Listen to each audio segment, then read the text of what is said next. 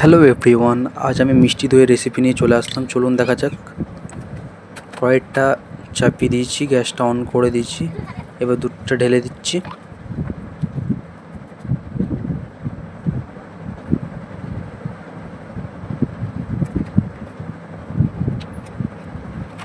আস্তে আস্তে করে নাড়াতে হবে।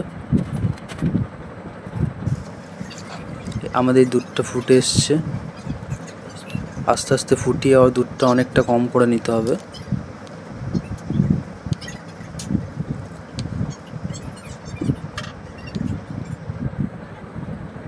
দেখতেই পাচ্ছেন অনেকটা দুধ আমাদের কম হয়ে গেছে।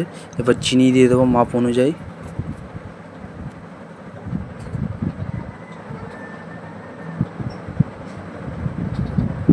দেখতেই পাচ্ছেন আমাদের দুধটা অনেকটা কম হয়ে গেছে।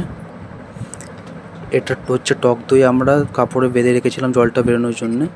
এই টক দইটাকে মিক্স করে নিতে হবে ভালো করে।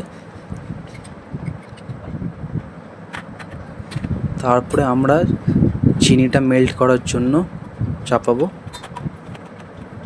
যেটা থেকে দইয়ের কালারটা আসবে।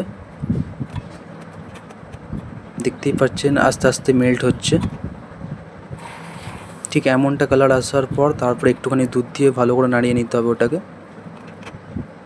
দেখতেই পাচ্ছেন কি সুন্দর কালার এসছে। তারপর ওটা দুধের মধ্যে ঢেলে দিতে হবে।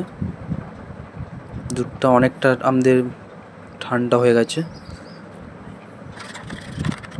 তারপর যেই টক দইটার মধ্যে মিক্স করলাম, আর একটুখানি দুধ দিয়ে ওই টক দইয়ের মধ্যে মিক্স করে নিতে হবে।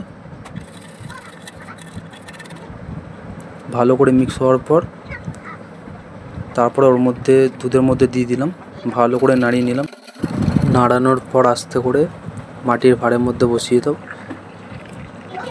বসানোর পর তারপর ওপর থেকে কভার দিয়ে রাবার লাগিয়ে দাও। তারপর ওভারনাইট হয়ে গেছে। দেখতে পাচ্ছেন কি সুন্দর আমাদের দইটা বসে গেছে। তারপর দইটা ফ্রিজের মধ্যে নিয়ে গিয়ে রেখে দিন। ফ্রিজ থেকে বার করার পর কি সুন্দর দেখতে লাগছে দইটা।